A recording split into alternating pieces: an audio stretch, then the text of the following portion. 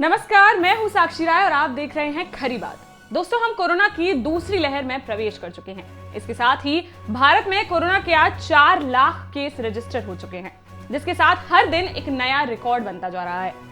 पूरे देश में अफरा तफरी का माहौल मचा हुआ है और लोग अस्पतालों की तरफ भागते नजर आ रहे हैं। ऐसे में हमें खुद का व अपनों का विशेष ध्यान रखना पड़ेगा। हम इस बात को नजरअंदाज नहीं कर सकते कि दिन रात बढ़ रही मरीजों की संख्या के कारण अस्पतालों में सुविधाओं की कमी देखने को मिल रही है, जिसकी आपूर्ति के लिए प्रशासन व स्वास्थ्य विभाग निरंतर प्रयासों में लगा हुआ है।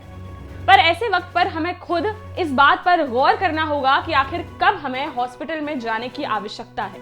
अगर आपको मामूली खांसी जुकाम है या कोई विशेष लक्षण नहीं है, तो क्या कुछ आप सतर्क रहकर घर में कर सकते हैं कि जिससे आपकी तबीयत में सुधार आ सके।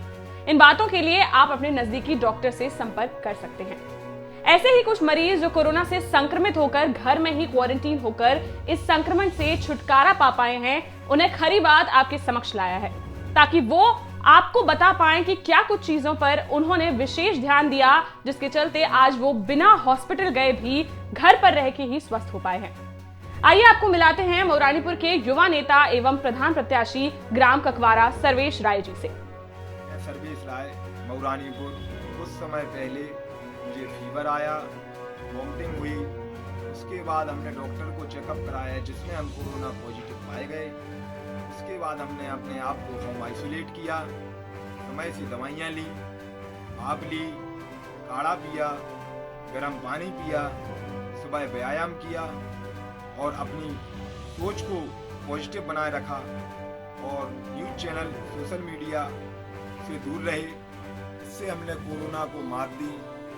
मास्क लगाए रखिए, दूरी बनाए रखिए। हम जल्द ही कोरोना पर विजय प्राप्त करेंगे। आइए आपको मिलाते हैं अब कौच के रहने वाले कवि आशीष पचौरी जी से। नमस्ते, मैं हूं आशीष पचौरी। मैं आप सभी को ये बताना चाहता हूं कि 8 तारीख को मैं पॉजिटिव हुआ था। उसके पहले मुझे सिम्टम्स आए थे, बैक पेन से शुरुआत हुई थी इसकी, फिर पूरे जॉइंट्स पेन बॉडी के, सर में दर्द और ये सब, इसके साथ साथ गले में कफ, ये सब, गला ख़राब, फीवर थोड़ा सा। इसके बाद फिर मैंने डिसाइड किया कि अब टेस्ट करा लेना चाहिए, क्योंकि बहुत सारी चीज़ें दिक्कत हो रही थी। मुझे भी लग रहा था वीक हूँ मैं बहुत ज़्यादा। तो फिर मैंने 8 को टेस्ट कराया तो मैं पॉजिटिव निकला।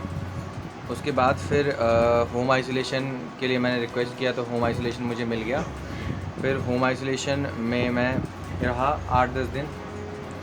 डेली का रूटीन ये रहता था कि सुबह उठ के कार्डियो करता था मैं। आप योगा कर सकते हो, कार्डियो कर सकते हो, जो भी आप एक्सरसाइज करना चाहो कर सकते हो। और वो जो अनुलोम विलोम वगैरह होते हैं या डीप ब्रीथिंग, ये बहुत ज़रूरी है करने के लिए। उसके साथ साथ आप काढ़ा पीजिए, काढ़ा बहुत ज़रूरी है, सुबह शाम दोनों टाइम काढ़ा पीजिए। पूरे दिन में ठंडा पानी बिल्कुल मत पीजिए। फिर 19 तारीख को मेरी रिपोर्ट आ गई थी जो नेगेटिव थी, तो ऐसे मैं कोविड से जीत गया। आई होप धीरे धीरे सब सही हो जाएगा और हम जीतेंगे। हम आपकी कुछ चिंताएं व परेशानियों के लिए आपके समक्ष झांसी के ही एक जाने माने चिकित्सक डॉक्टर मुकेश शिवहरे जी को भी लाए हैं, जो आपको बताएंगे कि कैसे और किन परिस्थितियों में आप घर में रहकर ही संक्रमण से छुटकारा पा सकते हैं व किस परिस्थिति में आपको अस्पताल जाने की जरूरत समझनी चाहिए। साथियों नमस्कार। यदि दुर्भाग्यवश आपके कोई परिवार का सदस्य कोरोना पॉजिटिव हो जाता है, लेकिन उसमें कोरोना के लक्षण जैसे खांसी, जुकाम, बुखार एवं ऑक्सीजन की कमी आदि कोई लक्षण नहीं आते हैं, तो घबराने की जरूरत नहीं है। आप उसको कोरोना की गाइडलाइन का पालन करते हुए उचित इलाज द्वारा अपने घर पर रख के सही कर सकते हैं। लेकिन यदि उसमें कोई ऑक्सीजन की कमी होती है, घबराहट होती है, कोई समस्या होती है, तो तुरंत उसको मेडिकल कॉलेज ले जाके उचित सलाह लें।